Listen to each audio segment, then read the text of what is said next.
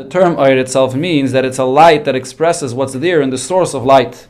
The mashal that's always brought in Chassidus is Oir HaShemesh. The light that comes out of the Shemesh is because the Shemesh is bright. It's the brightness of the sun, b'derech mamela, comes out, is expressed from the sun itself. It's not something which the sun is consciously deciding how much light to give. When the teacher teaches, so that it's possible that the ideas that he's saying has no erech to the depth of the ideas that he's thinking to himself. He's thinking, what should I share with my students? But Oir expresses the essence that exists in the source.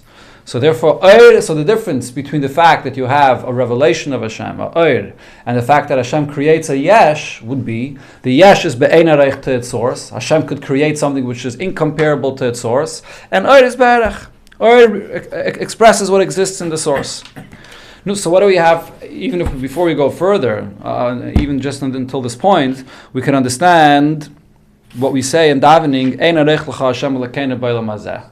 Dafkin Olam Hazeh, where you have the creation of a yesh, that expresses the Ein Aroich, that the Eibishter could create something which is incomparable to his source, which is expressing the greatness of Hashem. You look at anything the way it is by a limited being, whatever a limited being does, creates, and accomplishes, and you trace it back to the person that did it, you'll see the energy that he had, the energy that he invested. What's the source? How does this come out from this source? Whatever happens always has a source, and you could always trace it back to its source. The greatness of the Eibishter is that he's removed, and what he creates has no connection to him. You can't trace it back. He has a koyach to create, be'ein areich, to do something which doesn't compare back to its source. But in Oir, in the expression of the light of Hashem, that it's in the Ruchnius of the worlds, that doesn't express the greatness of Hashem in that way. Here the Rebbe Rashab adds another idea to this. Once we know the truth, after analyzing and seeing the existence of the yesh, of the creations that are limited in this world, that their creation, they come into existence in a way that they are incomparable to their source, that the Eibusha could create something that's incomparable to him, to the source. This will now force us to say that the Oir that's created is also ein areich, is also incomparable to its source. And the reason why it forces us to say this is if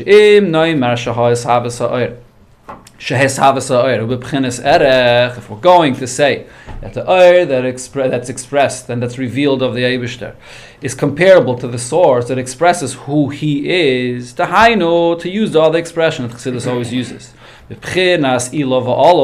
when one thing evolves from another, and you can clearly see the relation between the two things, like seichel and amida, which is the usual example that Chassidus gives for ilo va'olol. When a person has an emotion and you trace the emotion back to its source, you see that he has a certain perspective or a certain awareness that triggers an emotion. So you can trace the emotion back to the seichel. And then the seichel could be maybe traced back earlier as well. But the point is that there's a connection from the outcome, from the effect, and the source, the cause of the effect. So if we're going to say that the Eibishter, which is the source of the light that's expressed from him, and the light that comes out, you could compare them to each other. When you look at the light that's expressed, that gives you an idea of the greatness of the Eibishter himself. In Cain, if so, what that would mean by definition is Hareya Atzmus, the essence of Hashem himself, Nitvas Chas v'Shalom b'inyan erech. He is defined and he can be described by looking at what comes out from him, and he's be'erech to that. That expresses who he is, which is of course not the case. It's either one or the other. Either you have an existence which is a created existence, which is a limited, defined existence, and therefore whatever comes out of it, whatever that entity will create or do, because the existence itself is defined, so it could only act, it could only create in the realm of his definition, in the realm of his existence. So therefore, whenever you see something coming out from that source, you could get an understanding of what the source itself is. If you see a person that built a beautiful and great building, you understand that he has a tremendous talent to build such a building. He had to use certain type of machinery and equipment to build this kind of a building. If you see a table that was built, you could understand what went into building the table, what kind of sources and machinery was used to build the table. Everything you see, you can trace back to the source and see what energy there is in the source to bring about this existence. That's all in a created world, in a defined world, where everything is be'erech zeh lazeh. Whether within Gashmias, yesh miyesh, and even in Ruchnias. Even in Ruchnias, as I explained before, you have an emotion that traces back to an idea that a person has. There are awareness and the ideas a person has, triggers his emotions. And the same thing in Seichel.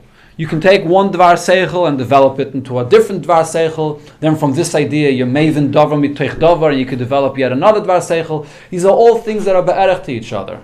As much as this Gashmi, the world, is a defined existence by its dimensions, by its shape, by its size, by its color, the same thing is also Beruchnias. Of course, in Ruchnias, it doesn't have the same kind of limitation as Gashmias, which is defined by time and space and shape and color.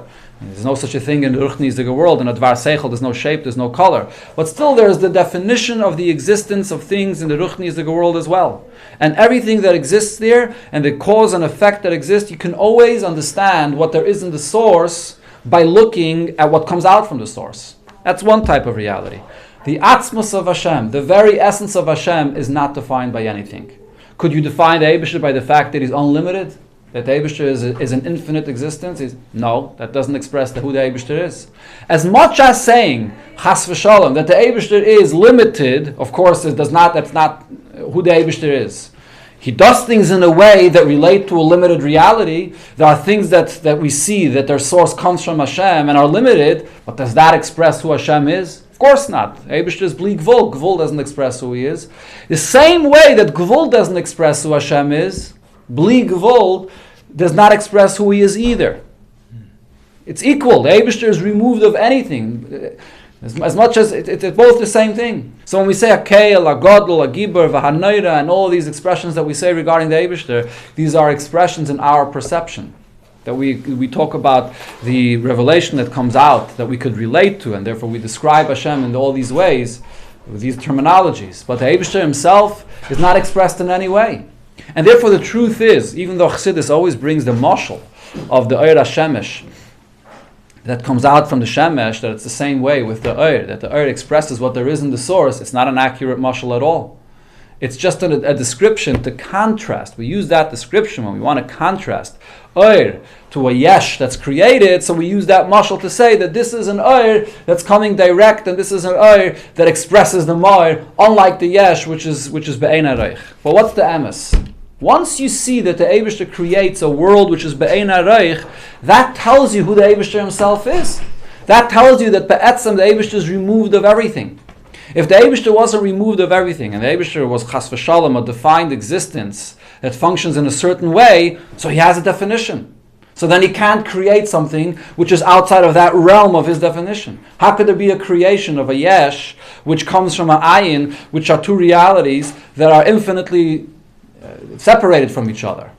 Right. So when we see the existence of the yesh, it tells us the fact that the Eibusher is be'etzem, removed of everything and anything. And therefore the ein hareich is not only in this world, but all the Eiris and all the Giluyim and the Ruchniziga world are also be'ein hareich. It's just that we don't recognize it there. We don't see it in mitzad the inyan of Eiris. It's not something that's recognized. It's dafka here in this world where it's recognized. So vim kain me'eshav v'sayesh shehu b'derech ein hareich. When we see the creation of the yesh, which happens in a way of ein hareich, what that tells us what the essence of Hashem himself is, or isn't, maybe that Hashem himself is removed of everything. On a Yodim, we could now know Shegam Ha'oyer, also the revelation of Hashem, who b'bchinas ein hareich is really be'ein hareich, is incomparable to the essence of Hashem himself. It does not express who Hashem himself is.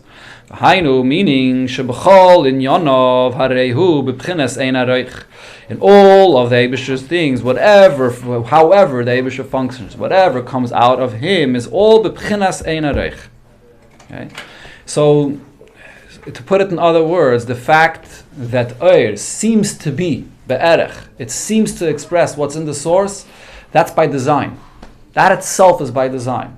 That the Eibishter, when he creates and communicates, he has two modes of communication. He communicates in one way where he designs the revelation in such a way that it's connected to a source, that by our perception we see a certain connection and we see that it expresses the greatness of Hashem. That's by design. The Eibishter functions and reveals in two ways. He reveals himself in one way, that he designs the Eir in such a way that you can see the connection to the source, like an Eir of a Shemesh, which reflects what's happening in the sun itself. And then the Eibishter functions and creates in such a way that he creates something which is be'ein arich to him. In be'emes, sai the Eir, sai the Yesh which is created, doesn't express anything, has no erech to the essence of Hashem himself. Like I said, just as Gevul doesn't express what's happening in the source, Bli Gvul doesn't express it either. The only difference between them is the design that Hashem gave it. Nothing is b'derech hechrech l'mayla. Everything is beratzen, where the Eibishter designs one type of gilui that should be ruchni and should express what's happening in the source, so to speak, and one should be incomparable and removed from the source. But be'emes, everything is removed from the Eibishter. There is nothing that could express who the Eibishter himself is. So there's no real mashal. Correct. There is no real mashal. The mashal of Shemesh, like most mashalim, the Chassidus brings, it's not only about the best we could think of, that's one point, but the mashal of Shemesh expresses one detail about the nature of the Eir. If we want to understand the design of the Eir, when the Eibishter decided to express himself, b'derech Eir, Kabbalah uses that expression, so we use the mashal of Eir HaShemesh to understand the nature of the Eir and its relation to its source. But it's just a design as far as the relation that it has to its source. But that itself is all by design and by choice, that the Eibishter decided to reveal himself in this way. Not that be'etzem, it is be'erech to its source, like it is by the Shemesh, where the Shemesh has no choice whether it should reveal its light or not. It is who it is, and automatically emanates that type of light that comes out of it. So it's not an accurate mashal at all. So the emanation of light from the Mar is not b'derech memela, as we understand it. From by the Eibishter and the Nimshal. Absolutely not. Absolutely correct. It's not b'derech memela, it's not b'derech hechrech, it's beratzen. And if it's something which is beratzen, by definition means that it has a certain design, that the Eibishter designed the Eir in this way. But yet it's not a creation. Correct, it's not a creation. The design of Eir is that it should recognize its source, that it should feel connected to its source. Revelation. It's a revelation which feels where it came from. A nivra is created in a way that it doesn't recognize its source. It feels kan nimtze, kan hoya, I'm here and I have no creator, and it doesn't recognize its source. So why is it a good mashal altogether? Because of the dependency of the or to the nature of the Eir itself. Just the nature of the Eir itself, which is the relationship that it feels. Looking at it from the perspective of the Eir itself, that the Eir recognizes and feels its source. So by Shemesh, the reason is because the Shemesh isn't an entity for itself. The Shemesh just feels the source because that's what it is. It's just about the Eir. The Eir feels the Shemesh because it's not an entity for itself at all. So Eir is a revelation of Hashem with the same nature, in the same way. But the MS, it doesn't express the essence of Hashem. The essence of Hashem cannot be expressed, cannot be defined. Okay, so the point that we have over here is the Ein Hareich of Olam Hazeh gives us the understanding that everything is Bein Hareich, including all the Ruchnisige worlds and including the highest levels of Eiris, they're also Bein Hareich. So not only is it that Dafke in this world we have the greatest recognition of the Ein Hareich of Hashem, but this brings us to the recognition that that's true in the higher worlds as well. Continuing on this theme that everything is Bein Hareich, Amitis Hashem, She'ef Shaloimar Al Atzmos, the name that we can use if we want to refer to the essence of Hashem, Hurak Beira, is to use the term Beira that Hashem creates. Why the term Beira?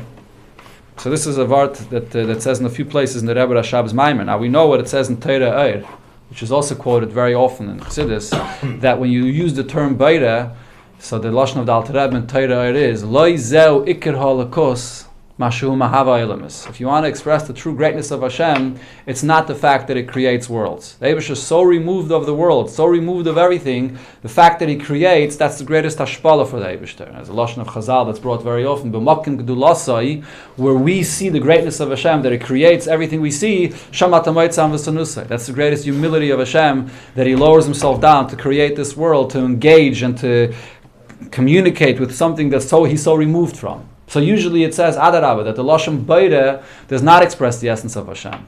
But here the Rebbe Rashab is saying that you look at the source of what Baida is, Adarabah. Dafke Baida expresses the Ein Areich, the fact that Hashem creates Yesh Ma'ayin. That expresses the fact that the essence of Hashem is removed of everything. That you can see in the Yesh Ma'ayin. Kishay Moir, when we use the term Moir, what does the term Moir mean? He is a source of light. That's not the essence of Hashem. Who is a Tayar? You're giving Him a title. You're giving Him a description. You're saying that what is He? He's so infinite. This infinite revelation that exists in Atzilus or above Atzilus, the Eibishter is the source of that infinite revelation.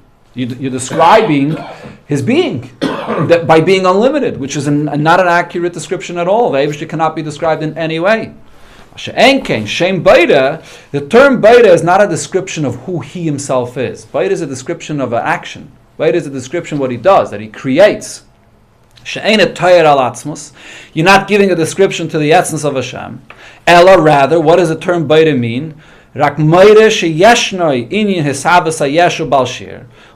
it's referring to is the fact that the Eibishter creates a yesh, an existence which is limited, umugbal, which is of course here you can see expressed the fact that the creation is incomparable to the Eibishter.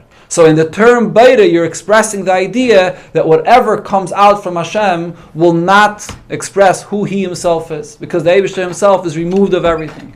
So Adarabah, dafke the term Baida, dafke in the Havis of the Yesh, do we see that the Eibishter Himself is removed of everything, that the essence of Hashem cannot be described. The very description of Baida says that He's beyond description. V'nimtza.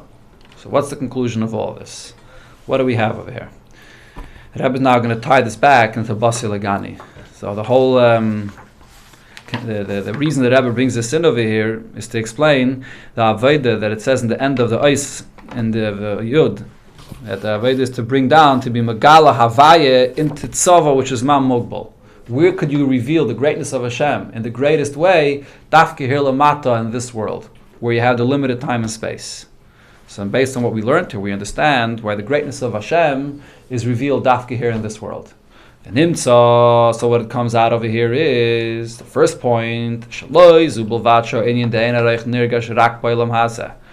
that's realizing the greatness of Hashem, that whatever exists is incomparable to His true existence. That's something that's sensed dafke here in this world. That's the first point. Right, so which means then, when we talk about the concept of Dira B'Tachtainim, we usually talk about it in the terms of, even in this physical world, which is so far from Hashem, and over here the energy of Hashem is so little and so minute, we can draw and bring and the Havaya, Galamu, Mamshichim, Havaya into this world.